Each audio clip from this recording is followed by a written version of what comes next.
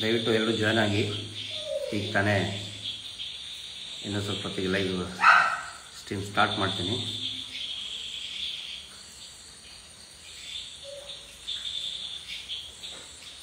Voice clear ಇದ್ದರೆ voice clear ಅಂತ ಹಾಕ್ಬಿಡಿ. ನಮಸ್ತೆ, ಎಲ್ರಿಗೂ ನಮಸ್ತೆ. ವಾಯ್ಸ್ ಕ್ಲಿಯರ್ ಇದ್ದರೆ ಇದನ್ನು ಹಾಕ್ಬಿಡಿ. ನಮಸ್ತೆ. ವಾಯ್ಸ್ ಕ್ಲಿಯರ್ ಇದೆಯಾ?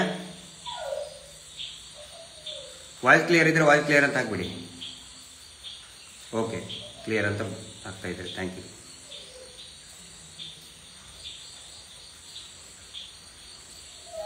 ನನಗೆ ಅನಿಸಿದ ಮಟ್ಟಿಗೆ ತುಂಬ ಜನ ಎಲ್ಲ ಭಾಳ ಕುತೂಹಲದಿಂದ ಇಡೀ ಪ್ರತಿದಿನ ಎಲ್ಲ ಟಿ ವಿ ಆಗಲಿ ಅಥವಾ ಯೂಟ್ಯೂಬ್ ಆಗಲಿ ಇವತ್ತೇನಾದರೂ ಸಿಗ್ತಾ ಅಂತ ಎಲ್ಲರೂ ನೋಡ್ತಾ ಇದ್ದಾರೆ. ಸಾಕಷ್ಟು ಫೋನ್ ಕರೆಗಳು ಬರ್ತಾ ಇದೆ. ಏನಾದರೂ ಸಿಗಲಿಲ್ವಂತೆ ಇವತ್ತು. ತುಂಬ ಜನ ನಮ್ಮ ಸ್ನೇಹಿತರು ಮತ್ತು ಹೋರಾಟದಲ್ಲಿ ಭಾಳ ಮುಂಚೂಣಿಯಲ್ಲಿ ಇದ್ದಂಥವರು ಬೇರೆ ಬೇರೆ ಜಿಲ್ಲೆಯಿಂದ ತಾಲೂಕಿನಿಂದ ಕೇಳ್ತಾ ಇದ್ದಾರೆ. ಅದರ ಸಲುವಾಗಿ ಕೆಲವೊಂದಿಷ್ಟು ಮಾಹಿತಿಗಳನ್ನು ಕೊಡಬೇಕಾಗಿತ್ತು. ಓಕೆ, ಎಲ್ರಿಗೂ ನಮಸ್ತೆ. ನಾನು ನಿಮ್ಮ ಗಿರೀಶ್ ಮಟ್ಟಣ್ಣವರು. ಇದು ಧರ್ಮಸ್ಥಳದ ಸುತ್ತಮುತ್ತಲು ಭೀಮಾ ಅಥವಾ ಅನಾಮಿಕ ವ್ಯಕ್ತಿ ಅಥವಾ ಮಾಸ್ಕ್ ಮ್ಯಾನ್, ಇಂಗ್ಲೀಷ್ನಲ್ಲಿ ವಿಸಿಲ್ ಬ್ಲೋವರ್, ಈ ನೂರಾರು ಶವಗಳನ್ನು ನಾನು ಹೂತು ಹಾಕಿದ್ದೇನೆ ಅಂತ ಹೇಳಿ ಬಂದು ಈಗ ಕಾರ್ಯಾಚರಣೆ SITಯಿಂದ ಪ್ರಾರಂಭ ಆಗಿದೆ. ಕಳೆದ ಒಂದು 4-5 ದಿನದಿಂದ ವಿಪರೀತ ಈ ಸುಳ್ಳು ಪ್ರಚಾರದ ಭರಾಟೆ ಶುರುವಾಗಿದೆ. ಕೆಲವೊಂದಿಷ್ಟು, ಎಲ್ಲ ಅಲ್ಲ, ಒಂದು 2-3 TV ಚಾನಲ್ಗಳಿರ್ಬೋದು, ಅವರದೇ ಆದಂತಹ ಒಂದಿಷ್ಟು ಯೂಟ್ಯೂಬ್ಗಳಿರ್ಬೋದು. ಈಗ ಮತ್ತೆ ನಿನ್ನೆ ಮೊನ್ನೆ ಬಹಳ ದೊಡ್ಡ ಮಟ್ಟದಲ್ಲಿ ಅಪಪ್ರಚಾರ ಸ್ಟಾರ್ಟ್ ಮಾಡಿದ್ದಾರೆ. ಸ್ಟ್ರೈಕ್ ಅಂತೆ, ಭಕ್ತರ ಆಕ್ರೋಶ ಅಂತೆ, ಜನರ ಆಕ್ರೋಶ ಅಂತೆ. ಕೆಲವೊಂದಿಷ್ಟು ಜಿಲ್ಲೆಗಳಲ್ಲಿ ಮಾಡಿದ್ದಾರೆ. ನಾಳೆ ನಾಡ್ದು ಇನ್ನು ಬೇರೆ ಬೇರೆ ಜಿಲ್ಲೆಗಳಲ್ಲಿ ಕೂಡ ಮಾಡಿಸ್ತಾರೆ. ಇಲ್ಲಿ ನೋಡಿ, ಸುಳ್ಳು ಪ್ರಚಾರಗಳು ಏನು, ವಾಸ್ತವ ಏನು. ಅವ್ರು ಹೇಳ್ತಾ ಇರೋದು, ಮೊದಲನೇದಾಗಿ ಭೀಮಾ ಹೇಳ್ತಾ ಇರೋದು ಎಲ್ಲ ಸುಳ್ಳು, ಅದೊಂದು ಷಡ್ಯಂತ್ರ, ಅವನ ಹಿಂದೆ ಬೇರೆ ಯಾರೋ ಇದ್ದಾರೆ, ಮಾಡಿಸ್ತಾ ಇದ್ದಾರೆ, ದುಡ್ಡು ಬರ್ತಾ ಇದೆ, ದೇವಸ್ಥಾನಕ್ಕೆ ಅಪಪ್ರಚಾರ. ಈಗ 2-3 ಪಕ್ಷದ ಕೆಲವೊಂದಿಷ್ಟು ಶಾಸಕರು ಸೇರ್ಕೊಂಡು ಬಿಟ್ಟಿದ್ದಾರೆ.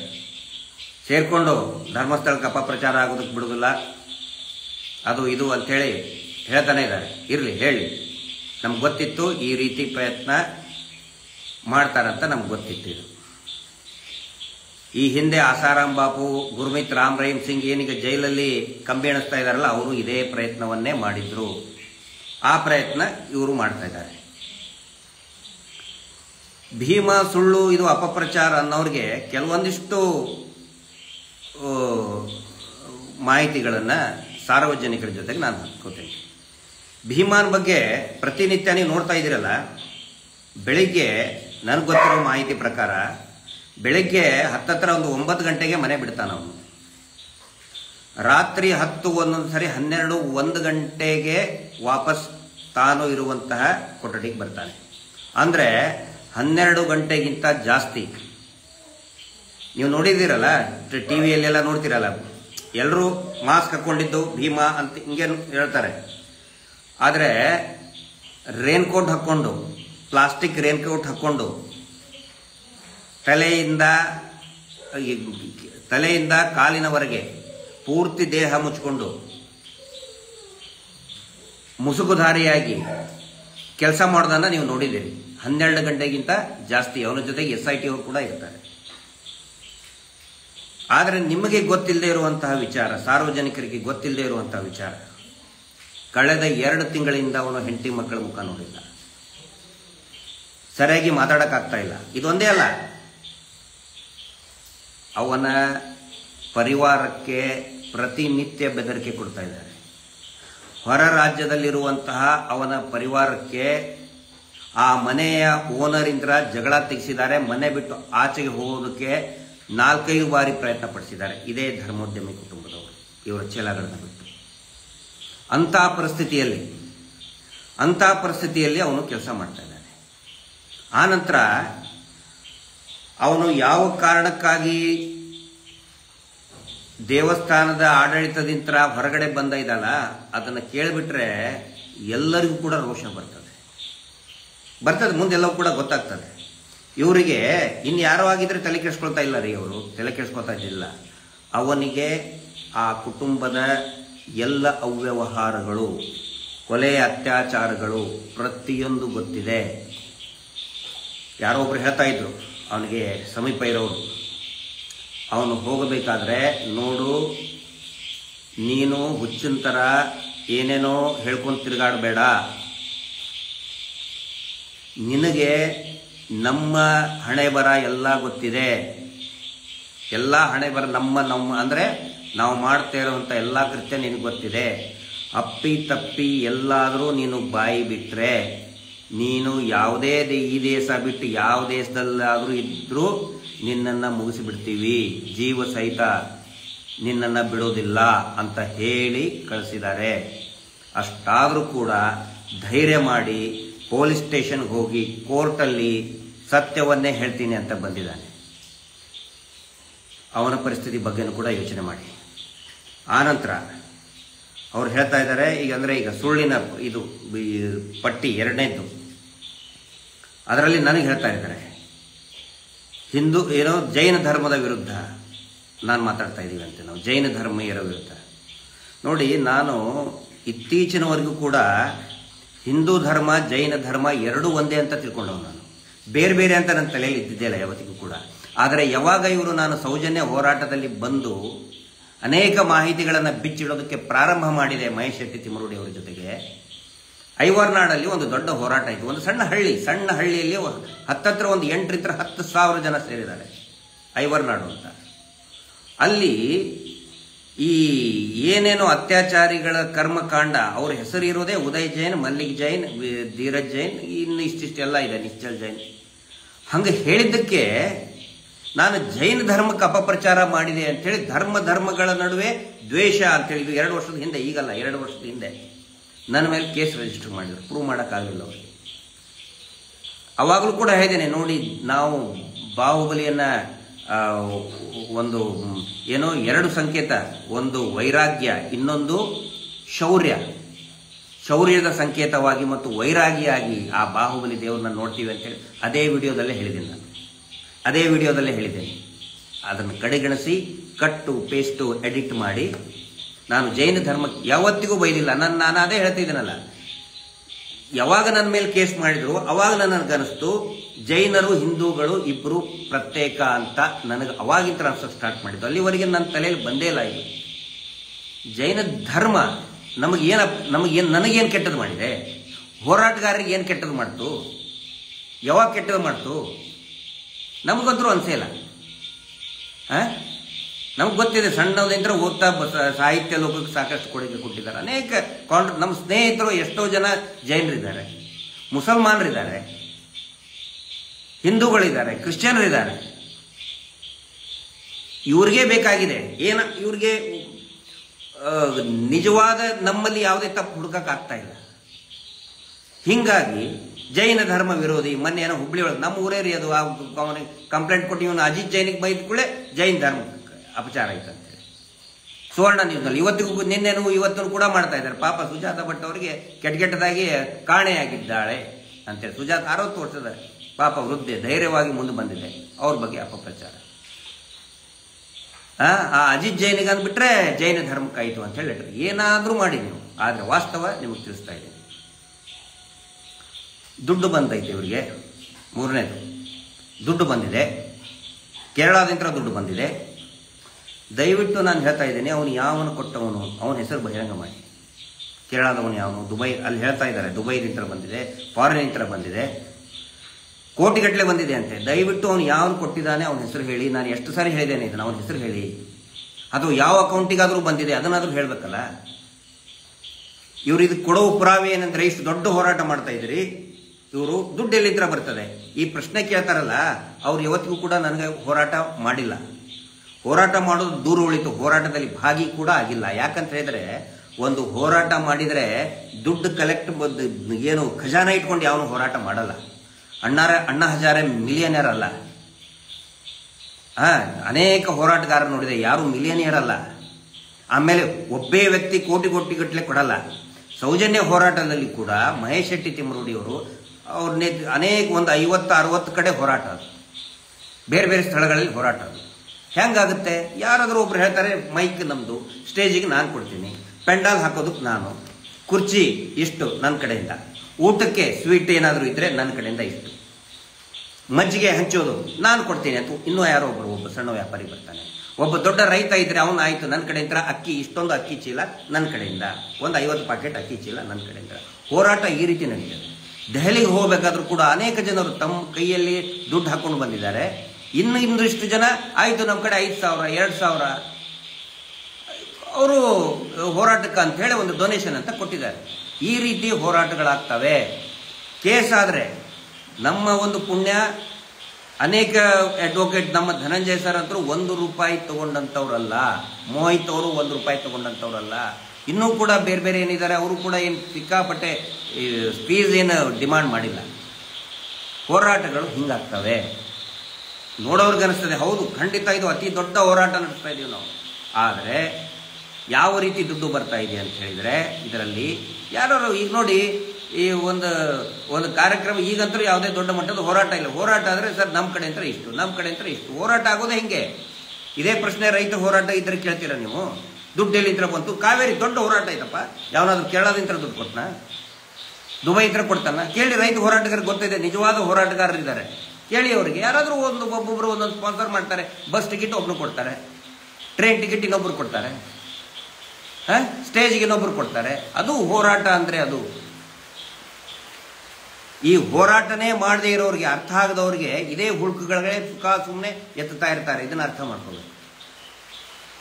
ಆನಂತರ ಏನು ಸಿಗಲಿಲ್ಲ, ಬಹಳ ಮುಖ್ಯವಾದದ್ದು. ನೇರ ಈ ವಿಷಯಕ್ಕೆ ಬರ್ತಾ ಇದ್ದೇನೆ. ಎಲ್ಲರಿಗೂ ಬಹುಶಃ ನಿಮ್ಗೆ ಕುತೂಹಲ ಇದೆ, ಆಸಕ್ತಿ ಇದೆ, ಆತಂಕನೂ ಕೂಡ ಇದೆ.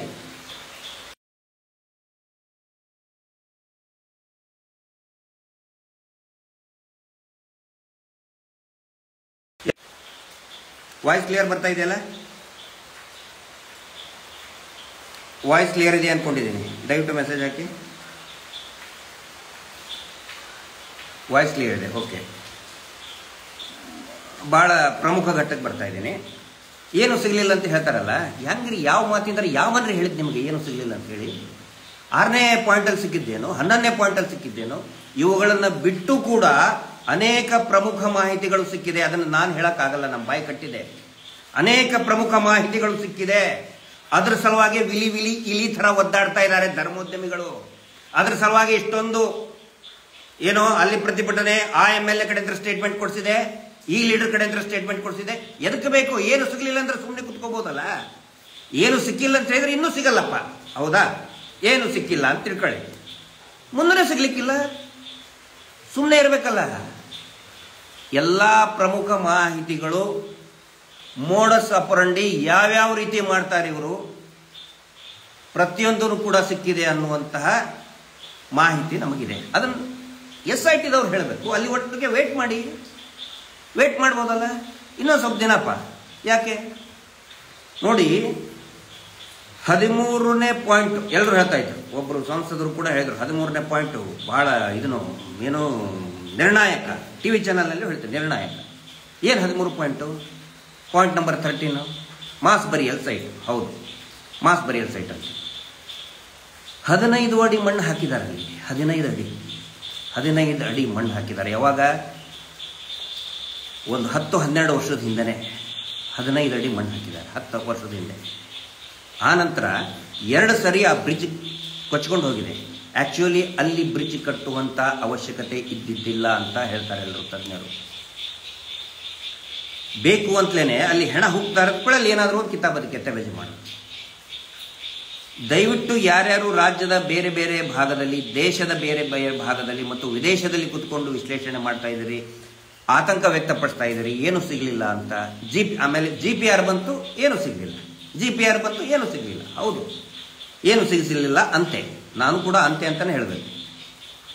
ಯಾರಾದರೂ ಬಂದು ಧರ್ಮಸ್ಥಳಕ್ಕೆ ಇಲ್ಲಿಯ ಈ ರೇನ್ ವೆದರ್ ರಿಪೋರ್ಟ್ ಬಂದ್ಬಿಡ್ತದೆ, ಮೊಬೈಲಲ್ಲೇ ಬರ್ತದೆ ವೆದರ್. ಬೆಳಗ್ಗೆಯಿಂದ ರಾತ್ರಿಯಿಂದ ಬೆಳಗ್ಗೆವರೆಗೆ ನಿರಂತರವಾಗಿ ಮಳೆ ಇದೆ. ನಿನ್ನೆ ಬರೀ 5 ಅಡಿ 6 ಅಡಿ ತೆಗೆದ್ರೆ ನೀರು ಬಂದಿದೆ. ನೀರಿದ್ರೂ ಕೂಡ ರೆಡಾರ್ ವರ್ಕ್ ಮಾಡುತ್ತಾ? ದಯವಿಟ್ಟು ಯಾರಾದ್ರೂ ಹೇಳ್ಬಿಡಿ. ಯಾಕಂದ್ರೆ ಟೆಕ್ನಾಲಜಿ ನಾನು ಇಂಜಿನಿಯರ್ ಅಲ್ಲ, ಇಲೆಕ್ಟ್ರಾನಿಕ್ ಇಂಜಿನಿಯರು ಅಥವಾ ಇನ್ನೇನೋ ಟೆಕ್ನಿಕಲಿ ನಂದು ಒಳ್ಳೇದಿಲ್ಲ. ನೀರಿನ ಅಡಿಯಲ್ಲಿನೂ ಕೂಡ ರೆಡಾರ್ ಏನಾದರೂ ವರ್ಕ್ ಮಾಡುತ್ತಾ? 5 ಅಡಿಗೆ ನೀರು ಇದೆ, ನನ್ನ ಹತ್ರ ಫೋಟೋ ಬಂದಿದೆ. 5ರಿಂದ 6 ಅಡಿ, ಮೇ ಬಿ ಒಂದು 8 ಅಡಿಗೆ ಬಂದಿರಬಹುದು. 15 ಅಡಿ ಮಣ್ಣು ಹಾಕಿದ್ದಾರೆ, 5ರಿಂದ 8 ಅಡಿವರೆಗೆ ನೀರೇ ಹತ್ತುತ್ತಾ ಇದೆ. ರೆಡಾರ್ ಹೆಂಗ್ರಿ ವರ್ಕ್ ಆಗುತ್ತೆ? ಯಾರಾದ್ರೂ ಗೊತ್ತಿದ್ದವ್ರು ಹೇಳ್ರಿ. ಹೌದಪ್ಪ, ನೀರ್ ಒಳಗಡೆ ಕೂಡ ರೆಡಾರ್ ವರ್ಕ್ ಆಗುತ್ತೆ. ಜಾಸ್ತಿ ಮಳೆ ಬಂದ್ರೆ ಏರೋಪ್ಲೇನ್ ಟೇಕ್ ಆಫ್ ಆಗೋದಿಲ್ಲ, ಗಾಳಿ ಮಳೆ ಇದ್ರೆ ಏರೋಪ್ಲೇನ್ ಟೇಕ್ ಆಫ್ ಆಗೋದಿಲ್ಲ. ಅಂಥದ್ರಲ್ಲಿ GPR ಬಂತು, ಏನು ಸಿಗಲಿಲ್ಲ. ದಯವಿಟ್ಟು ನಾನು ಮಾಧ್ಯಮಗಳಿಗೂ ಕೂಡ ವಿನಂತಿ ಮಾಡ್ಕೊಳ್ತಾ ಇದ್ದೇನೆ, ದಯವಿಟ್ಟು ಹಾದಿ ತಪ್ಪಿಸ್ಬೇಡಿ. ಖಂಡಿತ ಅಲ್ಲಿ ಸ್ಥಳೀಯರು ಹೇಳಿದ್ದಾರೆ, ನಾನಲ್ಲ, ಐ ಆಮ್ ಆನ್ ಔಟ್ಸೈಡರ್. ಸ್ಥಳೀಯರು ಹೇಳಿದ್ದಾರೆ, ನಾವೇ ನೋಡಿದೀವಿ ಇಲ್ಲಿ ಹೂತ್ ಹಾಕಿರ್ತಾ ಇರೋದನ್ನ. ನಡುರಾತ್ರಿ ಬಂದು ಹೂತ್ ಹಾಕ್ತಾ ಇದ್ರು, ಗೋಣಿ ಚೀಲದಲ್ಲಿ ತಗೊಂಡು ಬಂದು ಹೂತ್ ಹಾಕ್ತಾ ಇರೋದು ನಾವೇ ನೋಡಿದೀವಿ ಅಂತ ಹೇಳಿದ್ದಾರೆ. ಆನಂತರ ಬಾಹುಬಲಿ ಬೆಟ್ಟ ಬಹುಶಃ ಒಂದು 2-3 ದಿನದ ಹಿಂದೆ ಹೋಗಿದ್ರು. ಕಂಪ್ಲೀಟ್ ಮಣ್ಣು ಸುರಿದು ಬಿಟ್ಟಿದಾರಲ್ರಿ ಅಲ್ಲಿ, ಕಂಪ್ಲೀಟ್. ಅದು ಕೂಡ ಮಾಸ್ ಬರಿಯಲ್ ಸೈಟ್ ಅಂತೆ. ಎಲ್ಲೆಲ್ಲಿ 100-200 ಹೆಣಗಳನ್ನ ಹೂತ್ ಹಾಕಿದ್ದಾರೆ. ಕಂಪ್ಲೀಟ್ ಅಲ್ಲಿಯೂ ಕೂಡ 10-15 ಅಡಿ ಮಣ್ಣನ್ನು ಸುರಿದು ಬಿಟ್ಟಿದ್ದಾರೆ. ಅಂಥದ್ರಲ್ಲಿ 5-6 ಅಡಿ ತೆಗೆದುಕೊಳ್ಳಿ, ಏನು ಸಿಗಲಿಲ್ಲ. ಅವ್ರ ಮೇಲೆ ಕ್ರಮ ಕೈಗೊಳ್ಬೇಕಲ್ಲ. ಯಾರು ಅದನ್ನ ಮಣ್ಣು ಸುರಿದ್ರು ಅಂತ ನಾನು ಮೊನ್ನೆ ಪ್ರಶ್ನೆ ಕೇಳಿದ್ದೆ. ನಮಗೆ ಇವತ್ತು ಗೊತ್ತಾಗಿದೆ, ಮಣ್ಣು ಸುರಿದಿದ್ದು ಇದೇ ಧರ್ಮೋದ್ಯಮಿಗಳು. ಇವರದೇ ಟಿಪ್ಪರ್ಗಳು, ಇವರದೇ ಲಾರಿಗಳು, ಇವರದೇ ದೇವಸ್ಥಾನದ ಜಾಗೆಯಿಂದ ಮಣ್ಣು ತಗೊಂಡು ಸುರಿದಿದ್ದಾರೆ. ಯಾಕೆ ಸುರಿದ್ರು? ಬಾಹುಬಲಿ ಬೆಟ್ಟರಿ, ಭಗವಾನ್ ಬಾಹುಬಲಿ ನಮ್ಮೆಲ್ಲರ ಆರಾಧ್ಯ ದೈವ. ಅಪಚಾರ ಮಾಡ್ತಾ ಇರೋದು ಯಾರು? ಜೈನರಿಗೆ. ಬಾಹುಬಲಿ ಸ್ವಾಮಿಗೆ ಅಪಚಾರ ಮಾಡ್ತಾ ಇರೋದು ಯಾರು? ಅಲ್ಲಿ ಯಾಕ್ರಿ ನೀವು ಹೋಗಿ ಸುರಿದ್ರಿ? ಇವುಗಳನ್ನೆಲ್ಲ ಕೇಳಬೇಕಲ್ಲ ಪ್ರಶ್ನೆ. ಸುಖಾಸುಮ್ಮನೆ ಏನು ಸಿಗಲಿಲ್ಲ. ಅದೇ ಜಾಗದಲ್ಲಿ ಬಟ್ಟೆ ಬರೇ ಎಲ್ಲ ಸಿಕ್ಕಿದೆ, ಹೆಣ್ಣು ಮಕ್ಕಳ ಸಿಕ್ಕಿದೆ ಅನ್ನುವಂಥ ಮಾಹಿತಿ ಇದೆ. ಡೆಡ್ ಬಾಡಿ ಎಲ್ಲಿ ಹೋಯ್ತು? ಯಾಕೆ ಕಿತ್ಕೊಂಡು ಹೋದ್ರು ಅದನ್ನ? ಬಟ್ಟೆ ಯಾರ್ದು? ಇವುಗಳನ್ನೆಲ್ಲ SIT ಉತ್ತರ ಕೊಡಲೇಬೇಕಾಗತ್ತೆ, ಕೊಡಬೇಕು. ಅದನ್ನು ನಾವು ಕಾಯ್ತಾ ಇದ್ದೀವಿ, ಶಾಂತಿಯುತವಾಗಿ ಕಾಯ್ತಾ ಇದ್ದೀವಿ. ನಾವೆಲ್ಲೂ ಜನ ಸೇರಬೇಕು, ಗಲಾಟೆ ಮಾಡಬೇಕು ಅಂತ ಕರೆ ಕೊಡಲಿಲ್ಲ. ಕಾಯ್ಬೇಕಲ್ಲ. ಆನಂತರ ಮೊನ್ನೆ ಯಾವುದು ಕಲ್ಲೇರಿ ಇದರ ಹತ್ರ 15 ವರ್ಷದ ಬಾಲಕಿ, ನಮಗೂ ಗೊತ್ತಿರೋ ಪ್ರಕಾರ ಬಹಳ ಪ್ರಮುಖವಾದಂತಹ, ಅವ್ರಿಗೆ 100% ಕನ್ಫರ್ಮ್ ಆಗಿದೆ. ನಾನು ಇಷ್ಟೇ ಹೇಳ್ಬೋದು, 100% ಕನ್ಫರ್ಮ್ ಆಗಿದೆ ಅವನು ಅಲ್ಲಿ ಹೂತಿದ್ದು ನಿಜ ಅಂತ. ರಿಸರ್ವ್ ಫಾರೆಸ್ಟ್ ಏರಿಯಾದು ಅಲ್ಲಿ ಪಂಚಾಯಿತಿ ಇಂತ್ರ ರಸ್ತೆ ಮಾಡ್ತೀವಿ ಅಂತ ಹೋಗ್ತಾರೆ. ನಾನು ಕರ್ನಾಟಕದಲ್ಲಿ ಅನೇಕ ಜನ ಮಲೆನಾಡಿನಲ್ಲಿ ಇದ್ದವರಿದ್ದಾರೆ. ಮಲೆನಾಡಿನಲ್ಲಿ ರಿಸರ್ವ್ ಫಾರೆಸ್ಟ್ನಲ್ಲಿ ಅಲ್ಲಿ ಜೀವನ ಮಾಡ್ತಾ ಅಂತ ಇದ್ದಾರೆ. ರಿಸರ್ವ್ ಫಾರೆಸ್ಟ್ ಮಾಡಿದರೆ ಪಂಚಾಯಿತಿ ರೋಡ್ ಹ್ಯಾಂಗ್ರಿ ಮಾಡ್ತಾರೆ. ಇಲ್ಲೇ ಯಾಕೆ ಮಾಡಿದ್ರು? ದೊಡ್ಡ ಟ್ರೆಂಚ್ ಹೊಡೆದಿದ್ದಾರೆ ಅಲ್ಲಿ ಕಲ್ಲೇರಿಯಲ್ಲಿ. 15 ವರ್ಷದ ಶಾಲಾ ಬಾಲಕಿ ಬ್ಯಾಗ್ ಸಮೇತ ಹೂತ್ ಹಾಕಿದ್ದೀನಿ ಅಂತೇಳಿ ಇದರಲ್ಲಿ ಬಂದಿತ್ತಲ್ಲ, ಅವನು FIR ಕಾಪಿಯಲ್ಲಿ ಬಂದಿತ್ತಲ್ಲ ಅಲ್ಲಿ. ಆದರೆ ಅವನು ಹೇಳ್ತಾ ಇದ್ದಿದ್ದು, ಹೂತ್ ಹಾಕಿದ್ದು ನಿಜ ಅನ್ನೋದು ಕನ್ಫರ್ಮ್ ಆಗಿದೆ ಅನ್ನುವಂಥ ಮಾಹಿತಿ ಇದೆ. ಅದನ್ನು ನಾನು ಈಗ ಹೇಳಿದರೆ ಸರಿ ಆಗೋದಿಲ್ಲ, SIT ವರದಿ ಬರ್ತದೆ. ಪಾಯಿಂಟ್ ನಂಬರ್ 1ರಿಂದ 5 ಕೂಡ ಬಹಳ ಸ್ಪಷ್ಟವಾಗಿ ಕಾಣ್ತಾ ಇದೆ, ಅಲ್ಲಿ ಮಣ್ಣು ಅಗದಿದ್ದಾರೆ ಅಂತ. ಮತ್ತು ಒನ್ಸ್ ಅಗೇನ್ ಹಂತಲ್ಲಿ ಅಗಿಸುವಂಥ ಅವಶ್ಯಕತೆ ಏನಿತ್ತು? ನಾನು SIT ಅವ್ರಿಗೂ ವಿನಂತಿ ಮಾಡ್ಕೊಳ್ತಾ ಇದ್ದೀನಿ, ಇವನು ಸರಿನೋ ತಪ್ಪೋ ಅನ್ನೋದಲ್ಲ ಇಲ್ಲಿ. ಆ ಘಟನೆ, ಅಷ್ಟೊಂದು ಶವಗಳನ್ನ ಅಕ್ರಮವಾಗಿ ಹೂತು ಹಾಕಿದ್ದಾರೋ ಇದಾವೋ ಇಲ್ಲೋ, ಅದು ಪ್ರಮುಖ ಘಟ್ಟ ಆಗಬೇಕು. ಅದು ಫ್ರೇಮ್ ವರ್ಕ್ ಆಗಬೇಕು ಇನ್ವೆಸ್ಟಿಗೇಷನ್ ಅಂತೂ. ಸ್ಥಳೀಯರು ಹೇಳ್ತಾ ಇದ್ದಾರೆ 1ರಿಂದ 5 ಮಣ್ಣು ಹಾಕಿದ್ದಾರೆ, ಮುಂಚೆ ಹೂತು ಹಾಕಿದ್ದು ಹೌದು ಅಂತ ಸ್ಥಳೀಯರು ಹೇಳ್ತಾ ಇದ್ದಾರೆ. ಎಲ್ಲಾನು ಕೂಡ ನದಿಗೆ ಸರಿಸಿದ್ದಾರೆ ಮಣ್ಣನ್ನ. ಅಲ್ಲಿ ಟಾಯ್ಲೆಟ್ ಕಟ್ಟಬೇಕು, ನೇತ್ರಾವತಿ ಸ್ನಾನಘಟ್ಟದಲ್ಲಿ ಟೆಂಪರರಿ ಟಾಯ್ಲೆಟ್ ಕಟ್ಟಬೇಕು ಅಂತೇಳಿ ಅದೇ ಮಣ್ಣೆ ತಗೊಂಡು ಹೋಗಿದ್ದಾರೆ. ಇನ್ನು ಹೆಂಗೆ ಸಿಗುತ್ತಲ್ಲಿ? ಆದರೂ ಕೂಡ ಸ್ಥಳೀಯರು ಹೇಳ್ತಾರೆ, ನಮಗೆ ಒಂದು ಅವಕಾಶ ಕೊಡಿ, ನಾವೆಲ್ಲರೂ ಸೇರಿ ತೆಗೆದುಕೊಡ್ತೀವಿ ಅಂತ ಹೇಳ್ತಾ ಇದ್ದಾರೆ. ನಾಳೆ ಅದೇ ಆಗೋದು. ಒಂದು ವೇಳೆ ಇವ್ರು ಹೇಳ್ತಾ ಇದ್ದಾರಲ್ಲ SIT ನಿಲ್ಲಿಸಬೇಕು, ಈ ಮಾತನ್ನ ಬರೆದಿಟ್ಕೊಳ್ಳಿ, ಎಲ್ಲರೂ ಬರೆದಿಟ್ಕೊಳ್ಳಿ. ರಾಜಕೀಯ ಒತ್ತಡ ತಂದು SITನ ನಿಲ್ಲಿಸಿದ್ರೆ ಸ್ಥಳೀಯರು ಇವತ್ತು ನನಗೆ ಬಹಳ ಶಾಕ್ ಆಯಿತು ಮತ್ತು ಖುಷಿನೂ ಆಯಿತು. ಒಂದು ಕಡೆಯಿಂದ ಸಾಯಂಕಾಲ ಒಂದು ತಂಡ ಮಾತಾಡಿದ್ರು, SIT ಏನಾದರೂ ಸ್ಟಾಪ್ ಆದರೆ ನಾವು ಸ್ಥಳೀಯರು ಹೋಗಿ ಇವರು ಎಲ್ಲೆಲ್ಲಿ ಹೋಗಿದ್ದಾರೆ ಎಲ್ಲೆಲ್ಲಿ ಅಗದಿದಾರಲ್ಲ ಅದೇ ಜಾಗದಿಂದನೇ ನಾವು ಎತ್ಕೊಂಡು ಬಂದ್ಕೊಡ್ತೀವಿ ಅಂತ ಹೇಳ್ತಾರೆ. ಇನ್ನೂ ಸಾಕಷ್ಟು ಪಾಯಿಂಟ್ಗಳಿದೆ, 106 ಕಡೆಗಳಿದೆ. ನಾವು ಹೂತಿಟ್ಟ ಶವಗಳನ್ನ ಎತ್ಕೊಂಡು ಬಂದು ಕೊಡ್ತೀವಿ. ಪೊಲೀಸ್ ಸ್ಟೇಷನ್ ಮುಂದೆ ಹಾಕಬೇಕಾ ಅಥವಾ ಈ ಸ್ಟ್ರೈಕ್ ಮಾಡ್ತಾ ಇದಾರಲ್ಲ, ಅಪಪ್ರಚಾರ ಆಯಿತು ಹೇಳಿಕೆ ಕೊಡ್ತಾ ಇದಾರಲ್ಲ, ಅವ್ರ ಮನೆ ಮುಂದೆ ಹೋಗಿ ಆ ಶವಗಳ ಅಸ್ಥಿಪಂಜರಗಳನ್ನ ಹಾಕ್ತೀವಂತೆ ಸ್ಥಳೀಯರು ಹೇಳ್ತಾ ಇದ್ದಾರೆ. ಅಕ್ಷರಶಃ ನಿಜ ಇದು. SITಗೂ ಕೂಡ ಹೋಗಿ ಹೇಳಿಕೆಯನ್ನು ಕೂಡ ಕೊಟ್ಟು ಬಂದಿದ್ದಾರೆ, ನಾವು ನೋಡಿದೀವಿ, ನಮಗೆ ಅವಕಾಶ ಕೊಡಿ. ಏನು ಸಿಗಲಿಲ್ಲ, ಏನು ಸಿಗಲಿಲ್ಲ. ಅಂದ್ರೆ ಕೆಲವೊಂದಿಷ್ಟು GPRದು ತಾಂತ್ರಿಕ ದೋಷ, ಅದನ್ನು ಗಮನದಲ್ಲಿ ಇಟ್ಕೊಳ್ಬೇಕು. ಕೆಲವೊಂದಿಷ್ಟು ಹ್ಯೂಮನ್ ಎರರ್ಸ್ ಸಿಕ್ಕಿದೆ ಅಲ್ಲ, 6ರಲ್ಲಿ ಸಿಕ್ಕಿದೆ, 11ರಲ್ಲಿ ಸಿಕ್ಕಿದೆ. ಇನ್ನೂ ಹೇಳ್ತಾ ಇನ್ನೂ ನಮಗೆ ಬಂದಿರುವಂತಹ ಮಾಹಿತಿಗಳ ಪ್ರಕಾರ 13 ಏನೂ ಅಲ್ಲ, ಇನ್ನೂ ಸುಮಾರು 16 ಪಾಯಿಂಟ್ಗಳನ್ನು ಅವನು ಹೇಳಿದ್ದಾನೆ. ಅವು ಎಲ್ಲವುಗಳನ್ನು ಕೂಡ ಅಗಸೇಬೇಕು. ಒಂದು ವೇಳೆ ಅಲ್ಲಿ ಸಿಗಲಿಲ್ಲ ಅಂತ ಹೇಳಿದ್ರೆ ಹೌದಪ್ಪ ನಾವೆಲ್ಲರೂ ಒಪ್ಕೋತೇನೆ, ಅದು ಸುಳ್ಳು ಅಂತ ಹೇಳಿ ಒಪ್ಕೋತೀವಿ.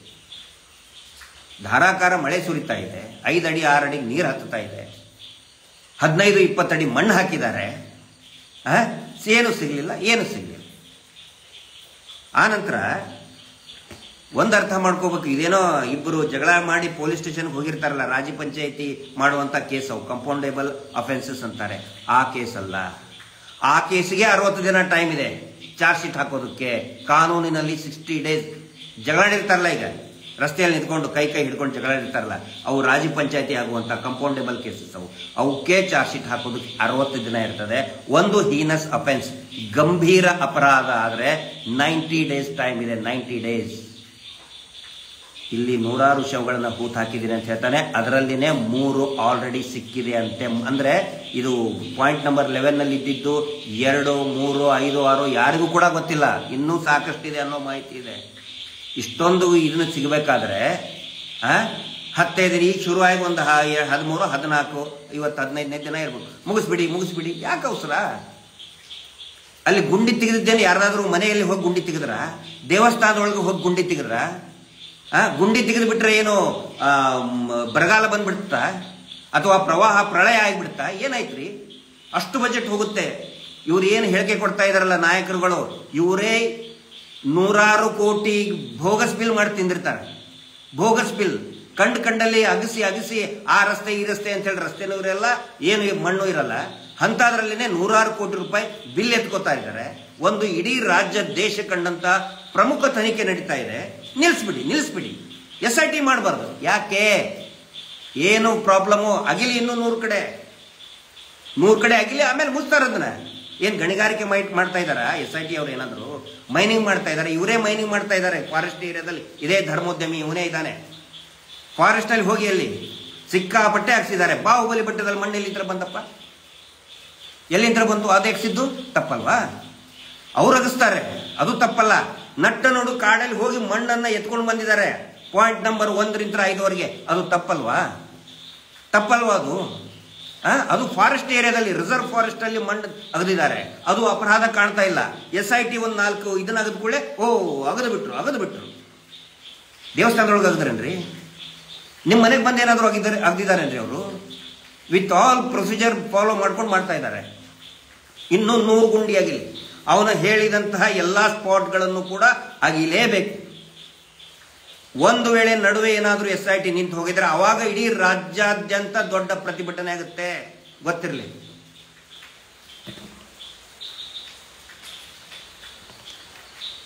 ಈಗ ಒಂದಿಷ್ಟು ಪ್ರಶ್ನೆ ಬರ್ತದೆ, SIT ನಿಲ್ಲಿಸ್ಬಿಡ್ಬೇಕು. ಒಂದು ವೇಳೆ ಇದೇ ರೀತಿ, ಇದೇನು SIT ಏನು ಹೊಸದಲ್ಲ, ಮೊದಲನೇದ್ದು ಅಲ್ಲ, ಕೊನೆದ್ದು ಅಲ್ಲ.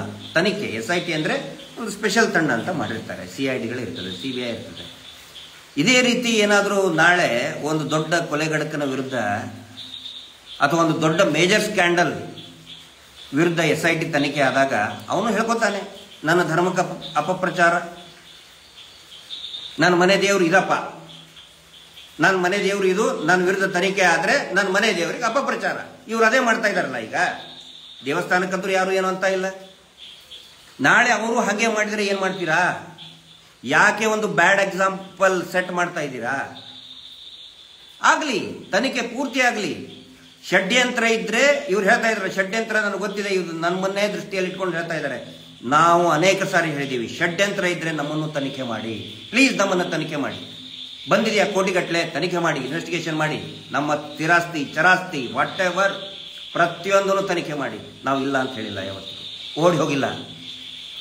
ನಾವು SIT ತನಿಖೆ ಆಯಿತು, ಏನಾಯಿತು, ಇಲ್ಲೇ ಕೂತ್ಕೊಂಡಿದ್ದೀವಿ ನೋಡಿ, ಸೌಜನ್ಯಾಳ ಎದುರುಗಡೆನೆ ಕೂತ್ಕೊಂಡಿದ್ದೀವಿ. ಯಾವತ್ತಿಗೂ ಓಡಿ ಹೋಗಲಿಲ್ಲ. ತನಿಖೆ ಮಾಡಿ. ಆದರೆ ಸುಖ ಸುಮ್ಮನೆ ಇಂಥ ಒಂದು 40-50 ವರ್ಷದಿಂದ ಹರಿದು ತಿಂದಿದ್ದಾರೆ, ಹರಿದು ಮುಕ್ಕಿದ್ದಾರೆ ಅವರು. ಏನು ನ್ಯಾರೇಷನ್ ಕೊಡ್ತಾ ಇದ್ದೀರಿ? ಭಕ್ತರು ಆಕ್ರೋಶ, ಜನಾಕ್ರೋಶ, ಶುದ್ಧ ಸುಳ್ಳು. ಟಿವಿಯಲ್ಲಿ ತೋರಿಸ್ತಾ ಇದಾರಲ್ಲ, ಯಾರು ಹೇಳಿ ಬರ್ತಾ ಇರೋರು, ನಮಗೆ ಮಾಹಿತಿ ಬರ್ತಾ ಇದೆ, ಆ ಗುಂಪಿನಿಂದನೇ ಮೆಸೇಜ್ ಹಾಕ್ತಾ ಇದ್ದಾರೆ ವಾಟ್ಸಪ್ಪಲ್ಲಿ. ಸರ್, ನಾವು ಗಿರೀಶ್ ಅವರೇ, ನಾವು ಬೇಕು ಅಂತಲೇನು ಬಂದಿಲ್ಲ, ಮನಸಾರೆ ಬಂದಿಲ್ಲ, ನಮ್ಮನ್ನು ಬಲವಂತವಾಗಿ ಕರೆಸ್ತಾ ಇದ್ದಾರೆ ಅಂತೇಳಿ STM ಸ್ಟಾಫ್ ಮೆಸೇಜ್ ಹಾಕಿದ್ದಾರೆ. STM ಕಾಲೇಜಿಂದು ಎಲ್ಲ ಕಡೆಯವರು ಮೀಟರ್ ಬಡ್ಡಿ ದಂಧೆ ಇದೆ. ಸೇವಾ ಪ್ರತಿನಿಧಿಗಳು ಅವರು ಪ್ರತಿಯೊಬ್ಬ ಯೋಜನಾಧಿಕಾರಿಗೆ ಟಾರ್ಗೆಟ್ ಕೊಟ್ಬಿಟ್ಟಿದ್ದಾರೆ, ಇಷ್ಟು ಜನರನ್ನ ನೀವು ಕರ್ಕೊಂಡು ಬರಲೇಬೇಕು. ಯಾಕಂದ್ರೆ ಇವರು ಸಂಘ ಮಾಡಿದ್ದು ಅದರ ಸಲುವಾಗಿನೇ. ಇದು ಮೊದಲನೇ ಸರಿ ಮಾಡ್ತಾ ಇದ್ದಿದ್ದಿಲ್ಲ, ಈಗ ಟಿವಿ ಚಾನಲ್ ಇದೆ, ಎಲ್ರಿಗೂ ಗೊತ್ತಾಗ್ತಾ ಇದೆ. ಮುಂಚೆ ಇವರ ಸಂಘದ ಸದಸ್ಯರನ್ನೇ ಬಲವಂತವಾಗಿ ಕರೆಸೋದು, ಜನಗಳನ್ನ ತೋರಿಸೋದು. ಮಿನಿಸ್ಟರ್ ಬಂದ್ರ, ಪ್ರೈಮ್ ಮಿನಿಸ್ಟರ್ ಬಂದ್ರ, ಅವ್ರನ್ನೇ ಕರೆಸೋದು ಧರ್ಮಸ್ಥಳಕ್ಕೆ. ಫಿಲ್ ಇನ್ ದ ಬ್ಲಾಂಕ್ಸ್, ಖಾಲಿ ಕುರ್ಚಿ ಮೇಲೆ ಅವ್ರನ್ನೇ ಕುಂದಿಸೋದು. ಜನಸಾಮಾನ್ಯರು ಯಾರಿಲ್ಲ. ಮೊನ್ನೆ ಧರ್ಮಸ್ಥಳದಲ್ಲಿ ಇವರೇ ರೌಡಿಸಮ್ ಮಾಡಿದ್ರಲ್ಲ, ಭಕ್ತರ ಆಕ್ರೋಶ ರೀ. ಅದರಲ್ಲಿ ಯಾರ್ರೀ ಭಕ್ತರಿದ್ದಾರೆ? ಗ್ರಾಮಸ್ಥರ ಆಕ್ರೋಶ. ಯಾರ್ರೀ ಗ್ರಾಮಸ್ಥರದ್ರಲ್ಲಿ? ಆ ಸೋಮನಾಥ್ ಸಾಫಲ್ಯ ಅಂತ ಹೇಳಿ ಮೂರ್ತಿ ಕಳ್ಳು ಮಾಡಿ ಸಿಕ್ಕಿಬಿದ್ದಂಥವನು, ಪೆಟ್ರೋಲ್ ಕಳ್ಳು ಮಾಡಿ ಸಿಕ್ಕಿಬಿದ್ದಂತ ರೌಡಿ ಅವನು. ಧೀರಜ್ ಕೆಲ್ಲ ಸೌಜನ್ಯ ಪ್ರಕರಣದಲ್ಲಿ ಪ್ರಮುಖ ಆರೋಪಿ, ಸಂಶಯಾಸ್ಪದ ವ್ಯಕ್ತಿ ಧೀರಜ್ ಕೆಲ್ಲ, ಮಲ್ಲಿಕ್ ಜೈನ್, ಯಾರು ಅವರೆಲ್ಲ? ಅತ್ಯಾಚಾರ ಆರೋಪದಲ್ಲಿದ್ದಂಥವ್ರು ಅವರೆಲ್ಲ. ಧನಕೀರ್ತಿ ಯಾರೀಗ? ಆನೆ ಮಾವುತನ ಕೇಸ್ನಲ್ಲಿ ಡಾಗ್ ಸ್ಕ್ವಾಡ್ ಅವನ ಮನೆ ಮುಂದೆ ಹೋಗಿ ನಿಂತ್ಕೊಳ್ತದೆ. ಭಕ್ತರೇನ್ರಿ ಇವರೆಲ್ಲ? ಯಾಕ್ರಿ ನ್ಯಾರೇಷನ್ ಕೊಡ್ತೀರಿ? ಸುಳ್ಳು ನ್ಯಾರೇಷನ್ ಕೊಡ್ತಾ ಇದ್ದೀರಾ?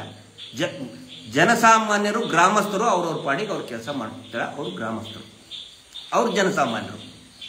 ಸ್ವಲ್ಪ ದಿನ ಆದ್ರೆ ಗುಂಡಾಗಿರಿ. ನನ್ನ ಅವಾರಿಗೆ ಅಡ್ಡ ಹಾಕಿದಾಗೂ ಅವರೇ ಇದ್ರು ರೌಡಿಗಳು. ಈ ಯೂಟ್ಯೂಬರ್ನ ಅಡ್ಡ ಹಾಕಿದಾಗೂ ಕೂಡ ಅವರೇ ಇದ್ರು. ಬೆಂಗಳೂರಿನ ಸೌಜನ್ಯಗೆ ನ್ಯಾಯ ಸಿಗಲಿ ಅಂದಾಗಲೂ ಕೂಡ ಅವರೇ ರೌಡಿಗಳಿರ್ತಾರೆ. ಜನಸಾಮಾನ್ಯರು ಅವರು, ಗ್ರಾಮಸ್ಥರು. ಇವರು ಸಾಕಿದಂತಹ, ಇವರು ಬೀಸಾಕಿದಂತಹ ಮೂಳೆಗಳನ್ನು ತಿಂತ ಬೆಳೆದು ನಿಂತ ರೌಡಿಗಳು. ಗ್ರಾಮಸ್ಥರು ಅಂತ ನ್ಯಾರೇಷನ್ ಕೊಡೋದು ದಯವಿಟ್ಟು ಬಿಟ್ಬಿಡಿ. ಎಲ್ಲಾ ಕಡೆನೂ ಮಾಡ್ತಾ ಇದಾರಲ್ಲ ಅವ್ರು. ಯಾರು ಧಾರವಾಡದ STM ನನ್ನ ಹುಡುಗರೇ ಒಂದು 100 ಜನ ಇದ್ದಾರೆ, ಅವರು ಮೆಸೇಜ್ ಹಾಕ್ತಾ ಇದ್ದಾರೆ. ಬಲವಂತವಾಗಿ STM ಸ್ಟೂಡೆಂಟ್ಗಳನ್ನ, STM ಸ್ಟಾಫ್ಗಳನ್ನ ಬಲವಂತವಾಗಿ ಕಳಿಸ್ತಾ ಇದ್ದಾರೆ. ಹೋಗ್ಲೇಬೇಕು ನೀವು, ಎಲ್ಲೆಲ್ಲಿಂದನೂ ಕಳಿಸ್ತಾ ಇದ್ದಾರೆ. ಅವರೇನು ಭಕ್ತರ? ಏನು ಸುಮ್ಮನೆ ಟಿವಿ ಮುಂದೆ ತೋರಿಸ ಭಕ್ತರ ಆಕ್ರೋಶ. ಇವ್ರು ಯಾರ್ಯಾರು ಹೇಳಿಕೆ ಕೊಡ್ತಾ ಇದ್ದಾರೆ? ಎಲ್ಲಾ ಮೀಟರ್ ಬಡ್ಡಿ ದಂಧೆಯಲ್ಲಿ ಇರೋರೆ, ಬಡ್ಡಿ ದಂಧೆ ವಸೂಲಿ ಮಾಡುವಂತವ್ರೆ ಅವರೆಲ್ಲರೂ. ಭಕ್ತರು ಯಾರು? ಭಕ್ತರು ಬರ್ತಾರೆ. ಇದೇನಾದ್ರೂ ನಡುವೆ ನಿಂದಿರಲಿ, ಅವಾಗ ಲಕ್ಷಾಂತರ ಜನ ಬರ್ತಾರೆ ಭಕ್ತರು. ನೋಡ್ತಾ ಇರಿ ನೀವು. ಪ್ರಮುಖ ರಿವಿಲೇಷನ್ ಇವತ್ತಿಂದು. SIT ಯಾಕೆ ಇವರು ನಿಂದಿರಿಸಬೇಕು ಅಂತ ಇದ್ದಾರೆ ಅಂತ ಹೇಳಿದ್ರೆ, 2010ರಲ್ಲಿ ಇದೇ ಧರ್ಮಸ್ಥಳದ ಲಾಜಲ್ಲಿ, ಒಂದೇ ಲಾಜಲ್ಲಿ 2 ಹೆಣಗಳು ಬೀಳ್ತವೆ. ಒಂದು ಮಹಿಳೆ, ಅಪರಿಚಿತ ಮಹಿಳೆ ಕೊಲೆ 302, 201 ಅಂತ ಹಾಕ್ತಾರೆ. 201 ಅಂದ್ರೆ ಸಾಕ್ಷಿ ನಾಶ, 302 ಅಂತ ಹೇಳಿದ್ರೆ ಕೊಲೆ. ಮಹಿಳೆ ಇತ್ತು. ಅಲ್ಲಿನೇ ಇನ್ನೊಬ್ಬ ಪುರುಷಂದು ಕೂಡ ಸತ್ತಿರ್ತಾನೆ, ಅವ್ನು UDR ಅಂತ ಹಾಕ್ಬಿಡ್ತಾರೆ. ಇವ್ರಿಗೆ ನ್ಯಾಯ ಸಿಗೋದು ಬೇಡವಾ? ಅಪರಿಚಿತ ಮಹಿಳೆ ಅಂತ ಯಾಕೆ ಇಟ್ರಪ್ಪ ಇಲ್ಲಿವರೆಗೆ? ಕೊಲೆ, ಅಪರಿಚಿತ ಮಹಿಳೆ ಕೊಲೆ. ಆನಂತರ ಇವತ್ತು ನಿನ್ನೆ ಕೇಂದ್ರದಿಂದ ಒಂದು ಆಯೋಗ ಬಂದಿದೆ. ನಾನು ಒಂದು ಸಾರಿ ಭಾಷಣದಲ್ಲಿ ಹೇಳಿದ್ದೆ, ದಯವಿಟ್ಟು ತನಿಖೆ ಮಾಡಿ. ಇವ್ರ ಮೇಲೆ ಕ್ಯೂ ಹಚ್ತಾರೆ ವಿಕ್ಟಿಮ್ಗಳು, ಬಲಿಪಶುಗಳು ಮನೆಯವರು ಕ್ಯೂ ಹಚ್ತಾರೆ. ಇವತ್ತು ಅದೇ ರೀತಿ ಆಗ್ತಾ ಇದೆ. ಒಬ್ಬ ಯುವಕ ಬಂದಿದ್ದಾನೆ, ಇದೇ ಬೆಳ್ತಂಗಡಿಯಿಂದ ದೂರು ಕೊಡೋದಕ್ಕೆ SITಗೂ ಕೂಡ ಕೊಟ್ಟಿದ್ದಾನೆ. ನನ್ನ ಸ್ವಾಮಿ, ನನ್ನ ತಂಗಿ ಕಾಣೆಯಾಗಿ ಧರ್ಮಸ್ಥಳ ದೇವಸ್ಥಾನಕ್ಕೆ ಹೋಗಿದ್ಲು, ಕಾಣೆಯಾಗಿ 13 ವರ್ಷ ಆಯಿತು, ಇನ್ನೂ ಮನೆಗೆ ಬಂದಿಲ್ಲ, ನನ್ನ ತಂಗಿಯನ್ನು ಹುಡುಕಿ ಕೊಡಿ. ಆ ತಂಗಿಯ ಫೋಟೋ, ಆನಂತರ ಆ ತಂಗಿಯನ್ನು ಯಾವ ಮಹಿಳೆ, ಇವರ ಏಜೆಂಟು, ಈ ಧರ್ಮೋದ್ಯಮಿಗಳ ಏಜೆಂಟು ಮಹಿಳೆ ಕರ್ಕೊಂಡು ಹೋಗಿ ಬಿಟ್ಲು ಧರ್ಮಸ್ಥಳಕ್ಕೆ, ಅವಳ ಹೆಸರು, ಮೊಬೈಲ್ ನಂಬರ್ ಸಮೇತ, ಅವಳ ತಂಗಿಯ ಫೋಟೋ ಸಮೇತ ಕೊಟ್ಟು ಬಂದಿದ್ದಾನೆ. ಇನ್ನೂ ಸಾವಿರಾರು ಜನ ಇದ್ದಾರೆ, ಆ ಥರ ಅನೇಕ ಜನರಿದ್ದಾರೆ. ಒಬ್ರು ಏನೋ ತಂಗಿನ ಕಳ್ಕೊಂಡಿದ್ದಾರೆ, ಇನ್ನೇನೋ ಜಮೀನು ಕಳ್ಕೊಂಡಿದ್ದಾರೆ. ಮಲೆ ಕುಡಿಯ ಜನಾಂಗ, ದಲಿತರು ಎಲ್ಲರೂ ಬರ್ತಾ ಇದ್ದಾರೆ. ಮೀಟರ್ ಬಡ್ಡಿ ನಂತರ ರೋಸಿ ಹೋದವರು ಬರ್ತಾ ಇದ್ದಾರೆ. ನ್ಯಾಯ ಬೇಡವಾಗಿಲ್ಲ. SIT ನೆಲೆಸ್ಬಿಟ್ರೆ SIT ಪ್ರತಿಯೊಂದನ್ನು ಕೂಡ ತನಿಖೆ ಮಾಡ್ತಾ ಇದೆ, ಮಾಡಲೇಬೇಕಾಗುತ್ತೆ. UDRನಲ್ಲಿ ಬರೀ ಸುಮ್ಮನೆ ನೋಡಿದರೆ ಗೊತ್ತಾಗುತ್ತೆ, ದೊಡ್ಡ ತನಿಖೆ ಎಲ್ಲ ನೋಡಿದರೆ ಗೊತ್ತಾಗುತ್ತೆ, ಇವುಗಳೆಲ್ಲ ಕೊಲೆ ಅಂತ ಗೊತ್ತಾಗುತ್ತೆ. ನೋಡಿ, ನ್ಯಾಯ ಸಿಗೋದು ಬೇಡವಾ? ನಾ ಈ ಪ್ರಶ್ನೆ ಯಾರು ಕೇಳ್ತಾ ಇದ್ದೀನಿ ಅಂತ ಹೇಳಿದ್ರೆ, ದೊಡ್ಡದಾಗಿ ಧರ್ಮಸ್ಥಳದ ಅಪಪ್ರಚಾರ, ಕಾಲ್ನಡಿಗೆ ಮಾಡಿ, ನೀವು ಕಾಲ್ನಡಿಗೆ ಆದರೂ ಮಾಡಿ, ಉರುಳು ಸೇವೆ ಆದರೂ ಮಾಡಿ, ಬೆಂಗಳೂರಿಂತ ಆದರೂ ಮಾಡಿ, ಬೀದರಿಂತ ಮಾಡಿ, ಬಾಂಬೆ ಇಂತ ಮಾಡಿ, ಮೊದಲು ಇವ್ರಿಗೆ ನ್ಯಾಯ ಕೊಡಿಸೋದಕ್ಕೆ ಹೇಳಿ ಮೊದಲು. ಅದರ ಸಲುವಾಗಿ ಧ್ವನಿ ಎತ್ತಾ ಇರೋದು ನಾವು. ಮಾಡಿ, ನೀವು ಏನಾದರೂ ಮಾಡಿ. ಒಂದೇ ಒಂದು ವಿಡಿಯೋ, ಒಂದು ಮಾತು ತೋರಿಸಿ, ನಾನೇನಾದರೂ ಮಹೇಶ್ ಶೆಟ್ಟಿ ತಿಮ್ಮರೋಡಿಯವರು ಮುಂಚೂಣಿಯಲ್ಲಿರುವಂಥ ಯಾವುದೇ ನಾಯಕರಾಗಲಿ ಒಂದೇ ಒಂದು ಮಾತು ದೇವಸ್ಥಾನದ ವಿರುದ್ಧ ಅಪಪ್ರಚಾರ ಮಾಡಿದ್ದಾರೆ. ಬುಲ್ಡೋಸರ್ ಹಾಕಿಸ್ತೇನೆ ಅಂತ ಹೇಳಿದ್ರು ದೇವಸ್ಥಾನಕ್ಕಲ್ಲ, ಇವರು ಕಟ್ಟು ಎಡಿಟ್ಟು ಪೇಸ್ಟ್ ಮಾಡಿದ್ದಾರೆ. ಧರ್ಮಸ್ಥಳದಲ್ಲಿರುವಂತಹ ದೇವಸ್ಥಾನದ ಹತ್ತಿರ ಇರುವಂತಹ ಅತ್ಯಾಚಾರಿಗಳ ಮನೆಗೆ ಬುಲ್ಡೋಸರ್ ಹಾಕಿಸ್ತೇನೆ ಅಂತ ಮಹೇಶ್ ಶೆಟ್ಟಿ ತಿಮ್ಮರೋಡಿ ಅವರು ಹೇಳಿದ್ದು ಕಟ್ಟು ಎಡಿಟ್ಟು ಪೇಸ್ಟ್ ಮಾಡಿ ಹಾಕ್ತಾ ಇದ್ದಾರೆ. ಅರ್ಥ ಆಗಬೇಕು ನೋಡಿ. ಎಲ್ರಿಗೂ ಕೂಡ ಕೊನೆಯದಾಗಿ ನನ್ನ ಒಂದು ಅಭಿಪ್ರಾಯ ಹೇಳ್ತೀನಿ. ನಾವೆಲ್ಲ ರಾಮಾಯಣ ಮಹಾಭಾರತ ಓದಿ ಬೆಳೆದವರು. ಮಹಾಭಾರತದಲ್ಲಿ ಈಗ ಹೇಳ್ತಾರಲ್ಲ, ಅಯ್ಯೋ ಏನೂ ಸಿಗಲಿಲ್ಲ, ಸಿಕ್ಕಾಪಟ್ಟೆ ಹಾರಾಡ್ತಾ ಇದ್ದಾರೆ ಎಲ್ಲರೂ. ಯಾವನ್ಯಾವ ಅಡಿಕೊಂಡು ಕುತ್ಕೊಂಡಿದ್ದ ಎಲ್ಲರೂ ಕೆಕೆ ಹೊಡಿತಾ ಇದ್ದಾರೆ. ನಮ್ಗೆ ಗೊತ್ತಿತ್ತು ಇವರು ಮಾಡ್ತಾರಂಥೇಳಿ. ಆಮೇಲೆ ಇದಾಗುತ್ತೆ ಅಂತ ಕೂಡ ನಮ್ಗೆ ಗೊತ್ತಿತ್ತು.